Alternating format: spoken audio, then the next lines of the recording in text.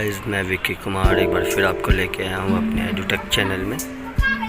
और अपनी साइंस की लास्ट वीडियो में मैंने आपको बताया था 10th चैप्टर के बारे में, जिसके अंदर हमने बात की थी स्फेरिकल मिरर के बारे में और उससे डिफ्रैक्शन के कुछ रूल्स हमने पढ़े थे।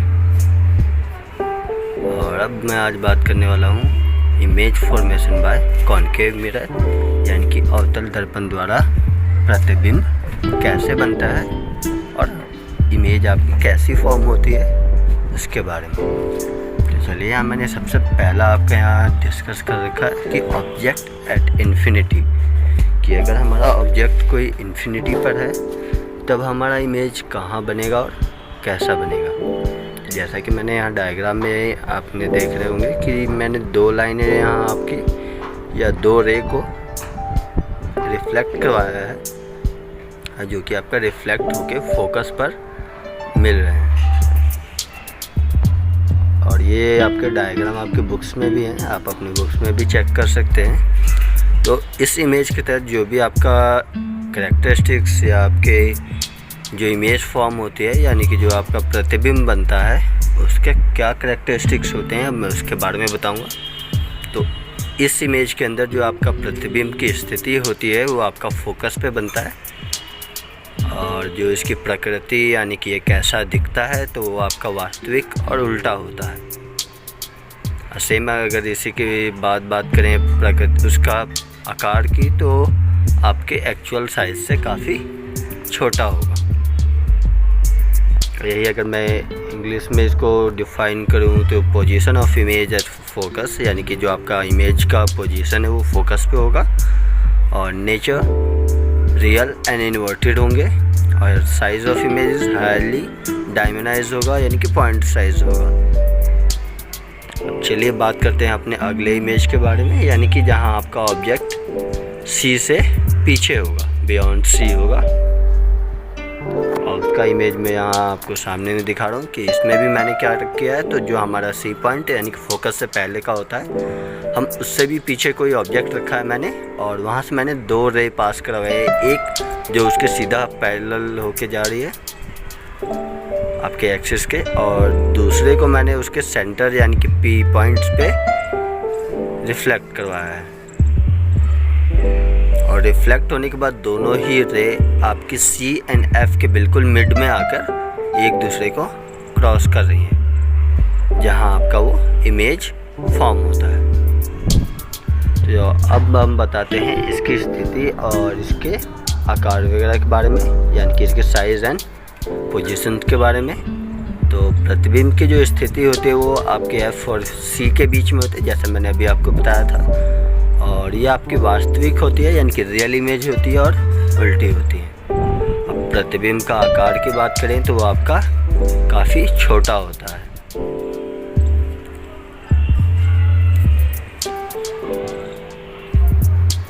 अब चलिए अपने अगले इमेज के बारे में बात करते हैं, और अगला है ऑब्जेक्ट एट सी, यानी कि बिंब जो है वो आपका सी पर होगा। और सी पर अगर बिंब आपका रखा है तो आपका प्रतिबिंब कहाँ बनेगा, अब हम उसके बारे में बात करते हैं। तो जैसे कि मैंने यहाँ सी पर एक ऑब्जेक्ट रखा है, जिसके मैंने दो यहाँ रिफ्लेक्शन करवाए, एक बिल्कुल सीधी लाइन से रिफ्लेक्ट होके एफ से क्रॉस होके जा रही है, और दूसरी लाइन को मैंने सेम डायरेक्शन एफ से क्रॉस करवाया है लेंस पे रिफ्लेक्ट करवा के। और उसके बाद ये जो दोनों ही रेज हैं वो हमारे एग्जैक्ट सी पॉइंट पे ही आकर क्रॉस कर रहे हैं बिलो द एक्सिस के। तो अगर यही इमेज के बारे में अगर अब हम बात करें इसके इमेज की साइज़ और इसकी पोजीशंस के बारे में, तो जो पोजीशन ऑफ इमेज होगा वो आपका एग्जैक्ट एट सी पे बनेगा, यानी कि जहां आपका बिंब रखा होगा उसके जस्ट नीचे ही आपका इमेज बनेगा। और अगर नेचर की बात करें तो रियल एंड इन्वर्टेड, यानी कि वास्तविक और उल्टी होगी। और अगर साइज़ की बात करें तो ये सेम साइज़ ऑफ ऑब्जेक्ट होगा, यानी कि जितना बड़ा आपका बिंब होगा उतना ही बड़ा आपका प्रतिबिंब भी बनेगा। चलिए अब बात करते हैं अपने नेक्स्ट इमेज, जिसमें आपका जो ऑब्जेक्ट है वो सी एंड एफ के बीच में होगा। वैसे स्थिति में जो हमारा इमेज है वो कहाँ बनता है, चलिए अब इसके बारे में बात करते हैं। जैसा कि मैंने यहाँ C एंड F के बीच में इमेज आपकी खड़ी कर रखी है AB, और वहाँ से मैंने ये 2 रेज पास करवाया लेंस पे अपने स्फेरिकल मिरर पे, और मिरर पे रिफ्लेक्ट करवाने के बाद जो है वो एक आपके सेंटर से रिफ्लेक्ट हो रहा है और एक बिल्कुल ऑब्जेक्ट के सामने के पास से। और जब ये दोनों रिफ्लेक्ट होके आपके एक्सिस के बिलो आ रहे हैं तो ये आपके C से भी बियॉन्ड, यानी कि C से पीछे जाकर एक दूसरे को क्रॉस कर रहे हैं, जैसा आपके ये इमेज में यहाँ दिख रहा है। तो जैसा कि अब ये इस इमेज के अंदर है, तो इसमें आपका एंगल I और एंगल R यानी कि इंसिडेंट रे और रिफ्लेक्टेड रे हमेशा आपका सेम एंगल पर ही होगा जो हमें सेंटर पे क्रॉस करवाते हैं। तो अब चलिए बात करते हैं इसकी इमेज के पोजीशन एंड साइज़ और नेचर के बारे में। तो अगर पोजीशन ऑफ इमेज की बात करें तो वो आपका बियॉन्ड C होगा, यानी कि C के पीछे बनेगा। और अगर नेचर की बात करें तो रियल और इन्वर्टेड होगा, यानी कि ये वास्तविक और उल्टी इमेज होगी। और साइज़ की बात करें तो ये हाईली एनलार्ज होगा, यानी कि आकार में आपका जो बिंब था, यानी कि आपका जो ये ऑब्जेक्ट था उससे काफ़ी बड़ा इमेज आपका यहाँ फॉर्म होगा। तो गाइस, अगर किसी भी इमेज में आपको कोई प्रॉब्लम हो तो मुझे कमेंट सेक्शन में ज़रूर बताइएगा। और चलिए अब हम आगे बढ़ते हैं अपने नेक्स्ट इमेज के पास, और वो है आपका ऑब्जेक्ट एट F कि अगर कोई ऑब्जेक्ट को हम F पे रखते हैं तो हमारा बिंब या उसकी आकृति या उसका जो रियल इमेज या नेचर वगैरह है वो कैसा होगा। अगर कोई ऑब्जेक्ट हम F पे रखते हैं तो ये आपका एक स्पेशल केस होता है जिसके अंदर जो हमारी इमेज है वो इन्फिनिटी पर जाकर बन रही होती है। जैसे कि मैंने यहाँ रे रखा, आपका ऑब्जेक्ट रखा है F पे, और वहाँ से मैंने 2 रे पास करवाया, एक प्रिंसिपल एक्सिस के सेंटर पे और एक आपका बिल्कुल सामने से जा रहा है, और दोनों ही एक दूसरे के पैरेलल होके आपके रिफ्लेक्ट होते हैं। और पैरेलल होने के कारण ऐसा कहा जाता है कि ये दोनों आकर एक इन्फिनिटी पर जाकर एक दूसरे से ये क्रॉस करेंगे। और इसलिए जो इसमें कंजम्पशंस होती हैं या आपकी कंसीडरेशन होती है वो ये होता है कि पोजीशन ऑफ इमेज जो है वो आपका इन्फिनिटी पे बनेगा, और नेचर ऑफ इमेज जो होगी वो आपके रियल एंड इन्वर्टेड यानी कि वास्तविक और उल्टी होगी। और अगर यहीं साइज़ की बात करें तो साइज़ आपका हाईली एनलार्ज होगा, क्योंकि ये इन्फिनिटी पे जाके बनेगा, और कितना बड़ा बनेगा इसकी कोई अंदाज़ा नहीं है। और आगे बढ़ते हैं अपने नेक्स्ट इमेज पे, जो कि आपका स्पेशल केस होता है जिसमें हम F और आपके प्रिंसिपल एक्सिस के जस्ट बीच में आपका ऑब्जेक्ट रखते हैं। तो इसमें होता क्या है कि आपका लेंस के राइट हैंड साइड में आपकी इमेज फॉर्म होती है, लेफ्ट हैंड साइड से रे आपकी पैरेलल इन्फिनिटी तक ऐसे ही चलती रहती है। जैसे कि मैंने यहाँ इमेज में शो कर रखा है कि बीच में F एंड P के बीच में ऑब्जेक्ट रखा है, वहाँ से मैंने 2 लाइन, एक F से क्रॉस करवाया और एक आपके सेंटर से। तो जब ये रे मैंने क्रॉस करवाया तो जो हमारी एक्चुअल इमेज है वो लेंस के या आपके जो स्फेरिकल मिरर है उसके राइट हैंड साइड में बनेगा। और अगर अब हम बात करें इसकी पोजीशन और इसके नेचर के बारे में, तो पोजीशन जो है वो आपका बिहाइंड द मिरर है, जैसा कि मैंने यहाँ शो कर रखा है, मिरर के पीछे बनता है। और अगर नेचर की बात करें तो ये आपका वर्चुअल एंड इरेक्टेड बनेगा, यानी कि ये आपका आभासी होगा और सीधा होगा। और यहीं अगर बात करें अब इसके प्रतिबिंब के आकार की, तो ये आपके एक्चुअल इमेज से काफ़ी बड़ी इमेज यहाँ फॉर्म होती है, यानी कि एक्चुअल जो ऑब्जेक्ट का साइज़ होता है उससे काफ़ी ज़्यादा बड़ा इमेज बनता है। और ये PDF मैंने दोनों ही लैंग्वेजेस में बना रखी है, हिंदी और इंग्लिश, ताकि स्टूडेंट्स को ज़्यादा इजी रहे। और इसके बावजूद अगर आपको कोई भी प्रॉब्लम हो तो हमें कमेंट सेक्शन में ज़रूर बताइएगा। और अब हम बढ़ते हैं अपने नेक्स्ट टॉपिक पे, जिसके अंदर हम कॉन्वेक्स मिरर के द्वारा यहाँ हम कुछ रेस को पास करवा के इमेज बनाना सीखेंगे। जैसे कि मैंने यहाँ फर्स्ट या केस ले रखा है जो कि है ऑब्जेक्ट एट इन्फिनिटी, यानी कि कोई आपका ऑब्जेक्ट जो कि अनंत बिंदु पर रखा हुआ है, तो हमारी उसकी इमेज कैसी बनेगी।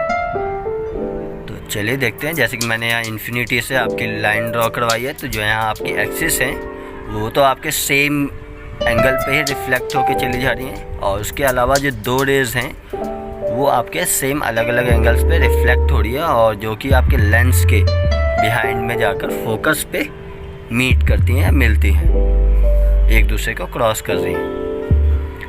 तो अब अगर इसकी बात करें हम इसकी प्रतिबिंब जो यानी कि जो आपका इमेज बन रहा है उसकी साइज़ एंड पोजीशंस के बारे में, तो जो आपकी प्रतिबिंब की स्थिति है वो आपका फोकस पे बनेगा यानी कि हमेशा, और जो बिंब का आकार होगा वो भी आपका बहुत ज़्यादा छोटा होगा, यानी कि जो हम इमेज या ऑब्जेक्ट हम एक्चुअल में ले रहे हैं रिफ्लेक्ट करवाने के लिए, उस ऑब्जेक्ट से भी काफ़ी छोटा आपका इमेज बनेगा। और अगर इसकी प्रकृति की बात करें यानी कि नेचर की बात करें तो ये आभासी और सीधा बनेगा, यानी कि वर्चुअल एंड इरेक्टेड होगा ये। चलिए अब यहाँ बढ़ते हैं अपने सेकंड केस पे, जिसके अंदर है आपका object anywhere between infinity and the pole of the mirror, कि अगर हम किसी ऑब्जेक्ट को पूरे एक्सिस में इन्फिनिटी से लेके अपने पोल के अगर बीच में कहीं भी रखते हैं तो हमारा इमेज कैसा फॉर्म होगा। तो उसके लिए मैंने जैसे यहाँ एक ऑब्जेक्ट आपके इन्फिनिटी पे रखी है, वहाँ से मैंने लाइन ड्रॉ करवाई या रे पास करवाया है, जो कि एक आपको सेंटर से क्रॉस हो रहा है, यानी कि हमारा जो पोल पॉइंट होता है वो या पी जिसको हम मैक्सिमम टाइम डोनेट करते हैं, वहाँ से मैंने इसको क्रॉस करवाया। और दूसरा मैंने बिल्कुल ऑब्जेक्ट के सीधी लाइन से ड्रॉ करवाया या क्रॉस करवाया, जिसके बेसिस पे हमारा ये जो इमेज के राइट हैंड साइड है उस साइड हमारे यहाँ डॉटेड लाइंस में मैंने शो कर रखा है कि हमारा जो रे है वो क्रॉस करके इमेज कैसे फॉर्म करेगा।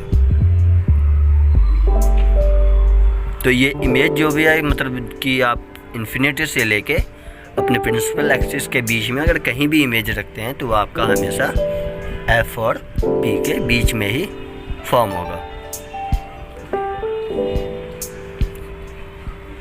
तो चलिए अब बात करते हैं इसकी पोजीशन, साइज़ एंड नेचर के बारे में। तो अगर पोजीशन की बात करें तो ये आपका पी एंड एफ के बीच में बनेगा हमेशा, जैसा कि मैंने अभी आपको बताया। और साइज़ की बात करें तो ये बहुत ही छोटा बनेगा, जो आपका एक्चुअल इमेज या ऑब्जेक्ट होगी, ऑब्जेक्ट से काफ़ी छोटा आपका यहाँ इमेज बनेगा। और नेचर की अगर बात करें तो वो आपका वर्चुअल एंड इरेक्टेड यानी कि आभासी और सीधा होगा।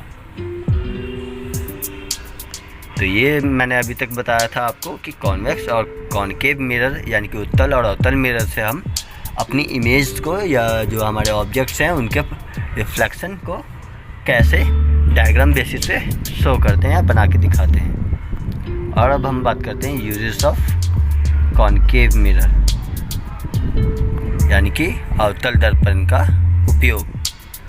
Use in torch, search light and headlights of vehicle, यानी कि यह सामान्य तौर पर टॉर्च में और आपके सर्च लाइट्स में और गाड़ियों के हेडलाइट्स में यूज़ किया जाता है।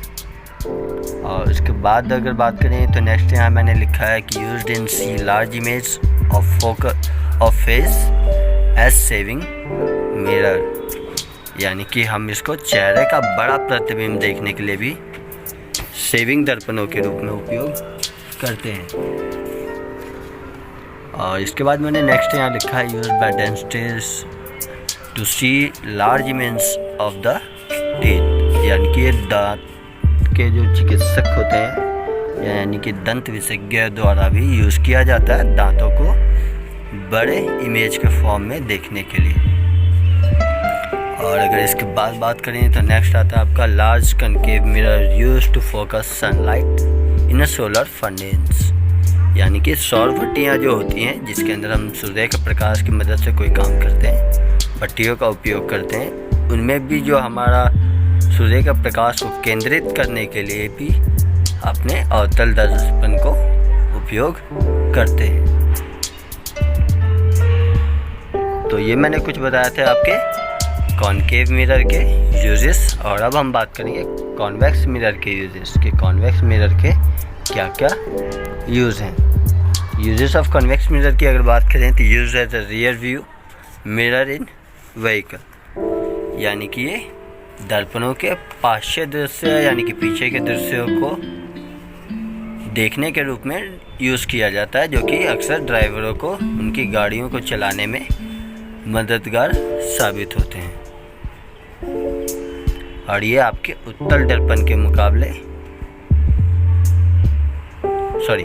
समतल दर्पण के मुकाबले उत्तल दर्पण में ज़्यादा चीज़ें आपको पीछे की दिखाई दे देती हैं, और इसलिए व्हीकल्स में ये हम बैक मिरर या फिर रियर व्यू के लिए यूज़ करते हैं।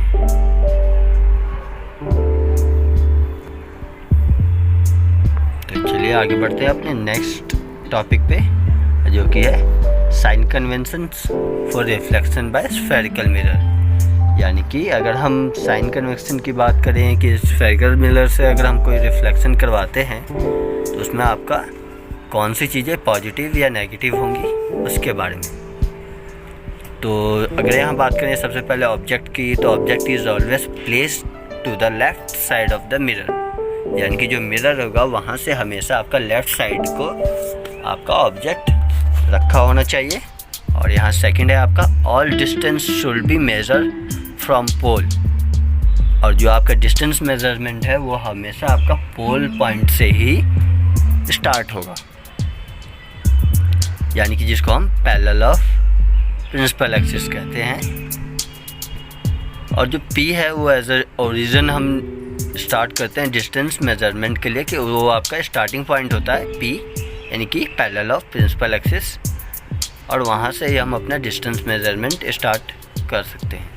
और अब हम बात करते हैं साइन कन्वेंशंस की। तो राइट ऑफ द ओरिजिन की अगर बात करें तो हमेशा आपका positive axis taken as a positive, यानी कि उनका साइन हमेशा पॉजिटिव होगा।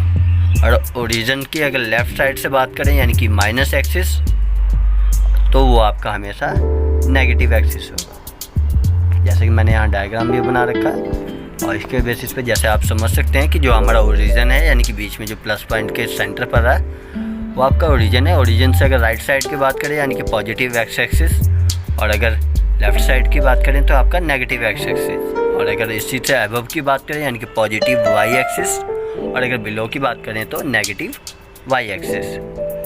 इसी के बेसिस पे मैंने ये नीचे सारे पॉइंट्स लिख रखे हैं और मैं आपको ये 1 बाय 1 क्लियर करवाता हूँ। तो जैसे कि मैंने नेक्स्ट पॉइंट में लिख रखा है, perpendicular to and above principal axis that is positive Y axis are taken positive, and similarly perpendicular to and below the principal axis that is negative y axis are taken as negative। और इन्हीं को मैंने यहाँ हिंदी में भी लिख रखा है, तो हिंदी वाले स्टूडेंट्स जैसे कि मैंने अभी ऊपर में सारे समझा दिया है, अगर फिर भी अगर आप चाहें तो आप इसको PDF के अंदर से पूरा पढ़ सकते हैं। और वैसे मैं यहाँ बता देता हूँ, जैसे गोलीय दर्पणों द्वारा परावर्तन के लिए चिन्ह परिपाटी यानी कि जिसको हम साइन कन्वेंशन कहते हैं इंग्लिश में, और जो हमारा बिंब दर्पण के सदैव बाईं ओर होना चाहिए। दूसरा है यहाँ मुख्य अक्ष के समांतर दूरियां दर्पणों के ध्रुव से मापी जाती है, यानी कि जो हमारा P पॉइंट होता है, जैसे मैंने यहाँ लिखा भी है, मूल बिंदु को हम ध्रुव यानी कि P मानते हैं। और उसके बाद मैंने लिखा है कि मूल बिंदु से दाईं ओर यानी कि पॉजिटिव एक्सिस आपका धनात्मक होगा, और मूल बिंदु के बाईं ओर यानी कि नेगेटिव एक्सिस जो आपका ऋणात्मक होता है। और ऐसे ही मैंने इसके आगे भी जो परपेंडिकुलर एक्सिस के थे उनको भी लिखा है कि मुख्य अक्ष के लंबवत ऊपर की ओर यानी कि पॉजिटिव वाई एक्सिस सभी दूरियां धनात्मक होंगी, तथा मुख्य अक्ष के लंबवत नीचे की ओर यानी कि माइनस वाई अक्ष सभी दूरियां ऋणात्मक होगी। और चलिए अब बात करते हैं इस चैप्टर के सबसे मेन टॉपिक के बारे में, जो कि आपका मिरर फार्मूला है, यानी कि दर्पण का सूत्र है। और ये सूत्र होता है आपका 1/f equal to 1/v plus 1/u। और इसके अंदर जो हमारा f है वो हमारा फोकल डिस्टेंस को शो करता है, यानी कि हमारे फोकस की दूरी को शो करता है। और जो v है वो इमेज के डिस्टेंस को शो करता है, जो कि मैंने यहाँ नीचे भी लिखा है, प्रतिबिंब की दूरी। और जो हमारा u है वो आपका होता है ऑब्जेक्ट डिस्टेंस यानी कि बिंब की दूरी। और इसी के अंदर एक आपका r फॉर्मेट भी आता है जो आपके मिरर फॉर्मूले से थोड़ा हटके होता है, और r होता है आपका रेडियस ऑफ कर्वेचर। और रेडियस ऑफ कर्वेचर जो है वो आपका 2f के इक्वल होता है, या फिर अगर हम फोकस के फॉर्म में इसकी बात करें तो वो आपका फोकस का हाफ होता है, मतलब फोकस जो है वो आपका रेडियस ऑफ कर्वेचर का हाफ होता है। जैसे कि मैंने यहाँ पूरा लिख रखा है और अब इसी मिरर के से ही रिलेटेड अपना नेक्स्ट हमारा यहाँ टॉपिक आता है जो कि आपका इम्पोर्टेंट है। और ये आपके जो हमारा मिरर फार्मूला है और जो हमारा नेक्स्ट टॉपिक है उनके बेसिस पे हमारे अक्सर न्यूमेरिकल्स भी आते हैं। और ये कंपलसरी है न्यूमेरिकल्स, आपका 5 मार्क्स या 4 मार्क्स में कंपलसरी है, हर साल आपका ये आता है। तो चलिए अब बात करते हैं अपने नेक्स्ट टॉपिक यानी कि मैग्निफिकेशंस, और जो कि होता है आपका आवर्धन। अब आवर्धन कैलकुलेट करना यानी कि उनका गणना करना या उनको जांचना, उसका भी एक फार्मूला है और उसको मैं अभी बताता हूँ। तो जो ये हमारा फार्मूला है वो आपका रेशो होता है आपका हाइट ऑफ ऑब्जेक्ट और हाइट ऑफ इमेज का। जैसे कि मैंने यहाँ नीचे लिखा है जो आपका मैग्निफिकेशंस है यानी कि m, इसको हम m से डोनेट करते हैं। और ये आपका height of image and height of object का रेशो होता है, यानी कि प्रतिबिंब की ऊंचाई और बिंब की ऊंचाई का रेशो होता है। और यहाँ पे जो हमारा प्रतिबिंब की ऊंचाई है उसे हम h डैश से शो करते हैं, और जो हमारी बिंब की ऊंचाई है उसको h से शो करते हैं। और इसी से मिलता जुलता हमारा जो सेकंड फार्मूला होता है वो होता है m = v/u। और इन दोनों का ही मैंने समीकरण 1 और 2 दे दिया है ताकि हमें कंप्लीट इनका कोरिलेटिव फार्मूला मिल जाए, यानी कि एक दूसरे से कंबाइन में ये फार्मूला हमें मिल जाए। और इसलिए मैंने यहाँ क्या किया, फ्रॉम इक्वेशन 1 और 2 से, तो यहाँ आपका मेन फार्मूला आ जाएगा जो कि m = v/u = h'/h है। यानी कि जो आपका यहाँ बात किया था मैंने, जैसा कि आपको बताया था ऊपर, height of image and height of object इनका रेशो, और आपका object distance of object and distance of image का रेशो। तो ये आपका होगा फार्मूला।